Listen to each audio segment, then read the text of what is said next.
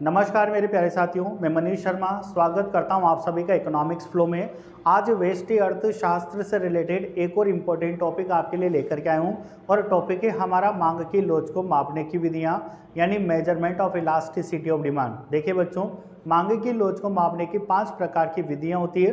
सबसे फर्स्ट होती है हमारे पास प्रतिशत विधि, यानी कि परसेंटाइल मेथड। सेकंड होती है हमारे पास आनुपातिक विधि, जिसको बोलेंगे प्रपोर्शनेट मेथड। थर्ड होती है हमारे पास बिंदु लोच विधि, जिसे बोलेंगे अपन पॉइंट इलास्टिक मेथड। फोर्थ होती है चाप लोच विधि, जिसको बोलेंगे आर्क मेथड। और सबसे लास्ट होती है कुल व्यय रीति, यानी टोटल एक्सपेंडिचर मेथड। अब हम ये देखेंगे कि इन विधियों की सहायता से किस प्रकार से मांग की लोच ज्ञात की जाती है। लेकिन बच्चों, पुराना कॉन्सेप्ट आपका क्लियर होना चाहिए। प्रीवियस वीडियो में आपको बताया गया था कि मांग की लोच का मतलब होता है किसी वस्तु की कीमत में परिवर्तन होने पर उसकी मांग मात्रा में होने वाला परिवर्तन। और एक बेसिक फॉर्मूला हमने पढ़ा था, ईडी इज इक्वल्स टू मांग मात्रा में परिवर्तन इज डिवाइडेड बाय कीमत में परिवर्तन। तो जब हम लोग यहाँ पर आज पहली विधि पढ़ेंगे प्रतिशत विधि, तो फॉर्मूला वही रहने वाला है, बस प्रतिशत की वजह से उस परिवर्तन को कौन सा परिवर्तन बताएंगे, प्रतिशत परिवर्तन। तो देखिए फॉर्मूला है ईडी इज इक्वल्स टू मांग मात्रा में प्रतिशत परिवर्तन इज डिवाइडेड बाय कीमत में प्रतिशत परिवर्तन। अब देखिए प्यारे बच्चों, यदि मान लो प्रतिशत विधि से कोई न्यूमेरिकल आता है तो किस तरीके से सॉल्व किया जाएगा, हमेशा याद रखिएगा। जब भी इलास्टिसिटी ऑफ डिमांड का कोई क्वेश्चन अगर एग्जाम में प्रतिशत से दिया हुआ है या प्रतिशत रूप में लिखा हुआ है, तो हमें उसका ईडी का आंसर कैलकुलेट करने के लिए परसेंटेज मेथड यानी प्रतिशत विधि को ही फॉलो करना पड़ेगा।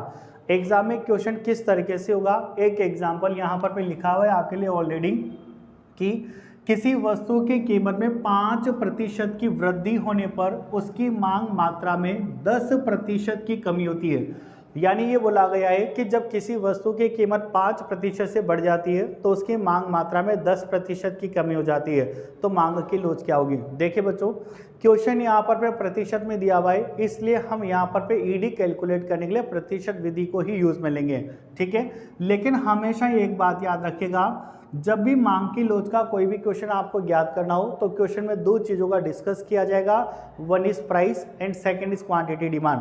तो हमें क्या करना है, क्वेश्चन को पहले टेबल के अंदर सेट कर लेना है और जैसे क्वेश्चन की लैंग्वेज है वो लैंग्वेज इस टेबल के अंदर हमें पुट कर लेनी है, क्योंकि 2 चीज़ें डिस्कस करी जाएगी, one is price and second is quantity. तो देखिए अब क्वेश्चन की लैंग्वेज क्या है, किसी वस्तु की कीमत में 5% की वृद्धि, ये कीमत है जिसमें 5% की वृद्धि बोली जा रही है, इसलिए मैंने साइन ऊपर की ओर लगाया है।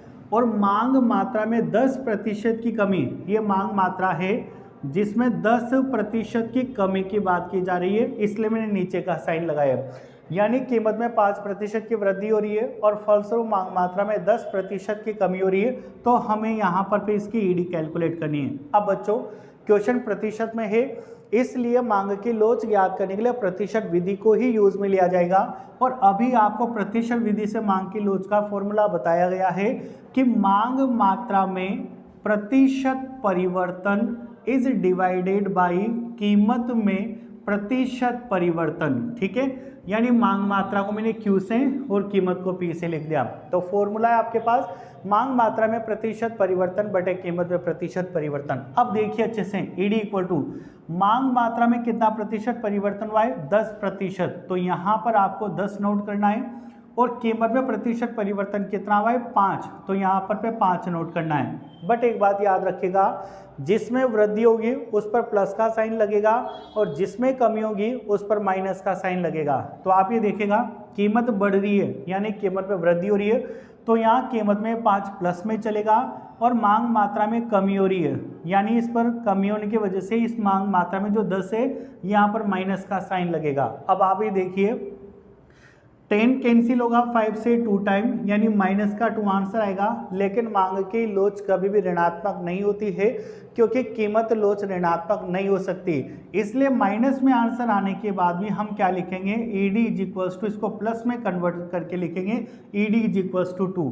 अब बच्चों, अगर मान लीजिए यहाँ पर एक क्वेश्चन पूछ लिया जाए, ऑब्जेक्टिव क्वेश्चन हो और यहाँ पर क्वेश्चन का तरीका यही हो, लेकिन ऑप्शन में इस तरीके से मिले अत्यधिक लोचदार आंसर होगा, पूर्णतया लोचदार, पूर्णतया बेलोचदार, किस वे में आंसर दोगे। तो इसके लिए प्रीवियस वीडियो में आपको मांग की लोच की श्रेणियां पढ़ाई गई है, जहां पर मैंने 5 प्रकार की मांग की लोच की श्रेणियां पढ़ाई है और वहां पर पढ़ाया गया है कि अगर मांग की लोच इकाई से अधिक यानी 1 से ज़्यादा होती है तो उसे अत्यधिक लोचदार मांग या लोचदार मांग के नाम से जाना जाता है। तो आप यहाँ ये बोल सकते हो कि इस क्वेश्चन में मांग की लोच कैसी होगी, अत्यधिक लोचदार, जिसे केवल आप सिंपल लोचदार भी बोल सकते हो।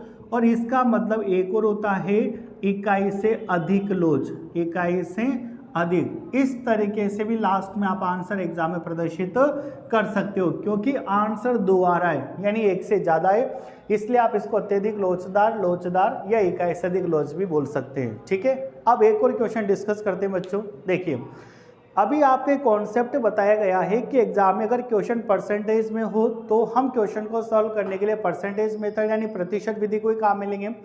लेकिन बच्चों कभी कभी क्या होता है, क्वेश्चन प्रतिशत में नहीं होता यानी आनुपातिक विधि का क्वेश्चन होता है, बट एग्जामिनर ब्रैकेट में लास्ट में क्लेरिफाई कर देगा कि आपको इसे प्रतिशत से करना है। इसका मतलब हो क्या रहा है, आनुपातिक विधि का क्वेश्चन मिल रहा है आपको, जिसे एग्जामिनर आपसे कौन से मेथड से करवाना चाह रहा है, प्रतिशत विधि से करवाना चाह रहा है। जैसे एग्जाम्पल और लिया गया इसी चीज को क्लियर करने के लिए कि किसी वस्तु की कीमत 100 रुपये होने पर उसकी मांग मात्रा 500 इकाइयों के बराबर है।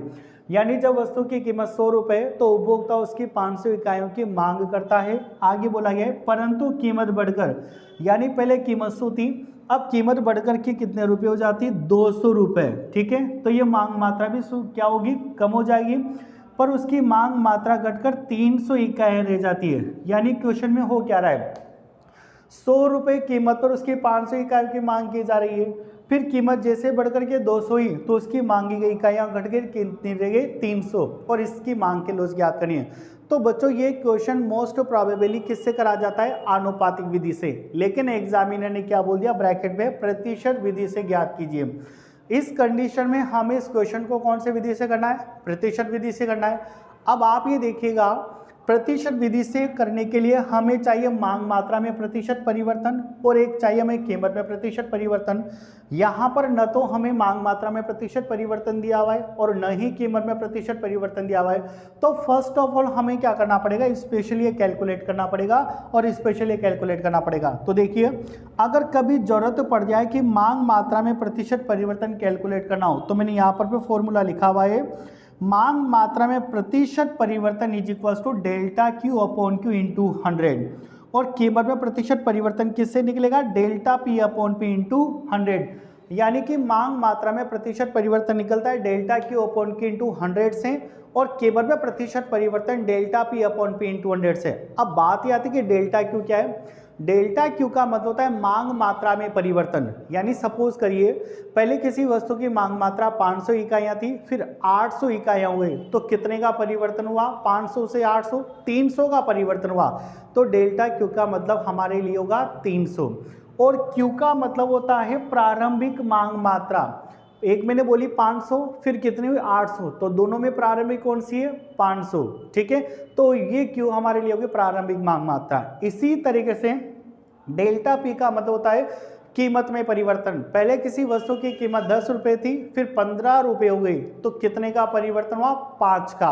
ये 5 हमारे लिए डेल्टा पी होगा, और इस पी का मतलब था प्रारंभिक मांग मात्रा। पहले 10 थी, फिर 15 हुई, तो प्रारंभिक कौन सी थी, 10, तो ये पी हमारे लिए हो गया 10। अब देखिए बच्चों, इस क्वेश्चन को कैसे सोल्व किया जाएगा।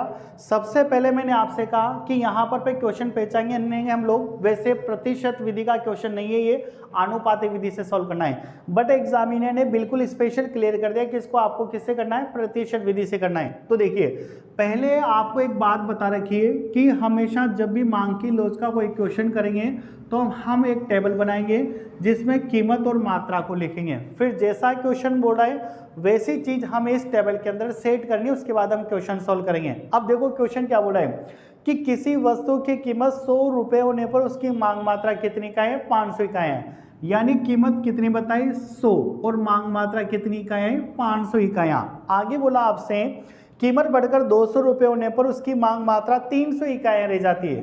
यानी अब कीमत बढ़कर कितने रुपए हो गई 200, तो मांग मात्रा घटकर कितनी इकाइयाँ रह गई 300। और इस कंडीशन में हमें इलास्टिसिटी ऑफ डिमांड कैलकुलेट करनी है, लेकिन कौन सी रीति के से बोला गया, प्रतिशत से। तो पहले तो हम क्या करेंगे, प्रतिशत विधि से ईडी कैलकुलेट करने का फॉर्मूला लिखेंगे।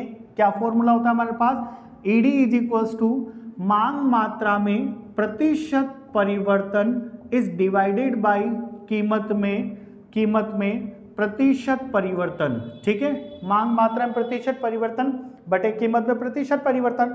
अब हमें क्वेश्चन के अंदर न तो मांग मात्रा में प्रतिशत परिवर्तन दिया और न ही कीमत में प्रतिशत परिवर्तन दिया, तो सबसे पहले तो हम क्या करेंगे, मांग मात्रा में प्रतिशत परिवर्तन को कैलकुलेट करेंगे। और यहाँ पर आपको फॉर्मूला बताया गया है कि किससे निकलता है, delta Q upon Q into 100 से। अब सबसे पहले इसको कैलकुलेट करेंगे बच्चों। तो देखिए डेल्टा क्यू का मतलब क्या बताया था मैंने आपको, मांग मात्रा में परिवर्तन। पहले 500 थी, फिर 200 गई, तो कितने का 300 गई, तो कितने का परिवर्तन हुआ, 200 का परिवर्तन हुआ। 200 का परिवर्तन कैसे हुआ, 300 माइनस 500 करना है आपको, यानी 300 माइनस 500 और डिवाइडेड बाई क्यू का मतलब होता है प्रारंभिक, इन दोनों में प्रारंभिक 500 है और मल्टीप्लाई क्या आएगा 100। ठीक है, अब इसकी कैलकुलेशन करेंगे हम लोग। देखिए आप लोग 300 माइनस 500 यानी माइनस के 200 डिवाइडेड बाई 500 और इंटू 100, 0 से 0 कैंसिल होगी और 5 से 200 कैंसिल हो गया 40 टाइम, यानी माइनस के 40% आ गया। ठीक है, मांग मात्रा में कितना परिवर्तन हुआ, माइनस का 40%। ठीक है, तो यहाँ वैल्यू पुट कर सकते हैं अपन, लेकिन अभी हमें और क्या चाहिए, कीमत में प्रतिशत परिवर्तन। तो देखिए अब हमें निकालना पड़ेगा पहले कीमत में प्रतिशत परिवर्तन, और कीमत में प्रतिशत परिवर्तन का फॉर्मूला भी आपको यहाँ पर भी बता रखा है, delta P upon P into 100। Delta P का मतलब क्या है बच्चों, कीमत में परिवर्तन, यानी कि 200 माइनस 100, 200 माइनस 100। पी का मतलब होता है प्रारंभिक कीमत, इन दोनों में प्रारंभिक कौन सी है 100, तो ये 100 और इंटू 100। देखिए बच्चों 100 से 100 कैंसिल हो गया और 200 माइनस 100 कितना हुआ 100, यानी कीमत में कितना प्रतिशत परिवर्तन हुआ, 100% परिवर्तन हुआ। अब देखिए आपने क्यू में प्रतिशत परिवर्तन निकाला जो कि माइनस का 40 आया, कीमत में प्रतिशत परिवर्तन निकाले जो कि 100 आया। यहाँ वैल्यू पुट कर दीजिए, ईडी इज इक्वल टू मांग मात्रा में प्रतिशत परिवर्तन माइनस 40 और कीमत में प्रतिशत परिवर्तन 100। ठीक है, इस वैल्यू को सोल्व करेंगे, 0 से 0 कैंसिल हुआ तो -4 डिवाइडेड बाई 10 हुआ, फिर वापस 2 से 4 2 टाइम कैंसिल और ये 5 टाइम कैंसिल, -2 डिवाइडेड बाई 5, ये आपके आंसर आ गया इलास्टिसिटी ऑफ डिमांड का। तो बच्चों ये सबसे पहला मेथड है परसेंटेज मेथड। अब हम इलास्टिसिटी ऑफ डिमांड कैलकुलेट करना सीखेंगे। कौन से मेथड से, हाँ आनुपातिक विधि से। आप बोर्ड से स्क्रीनशॉट ले सकते हो। नेक्स्ट वीडियो में मिलते हैं आनुपातिक विधि के साथ।